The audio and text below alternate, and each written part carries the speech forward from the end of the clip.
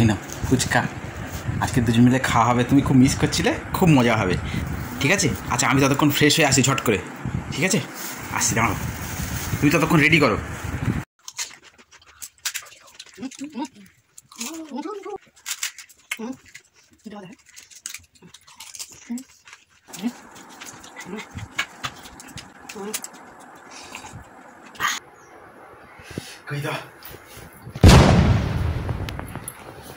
ফুচকা খেয়ে নিয়েছি।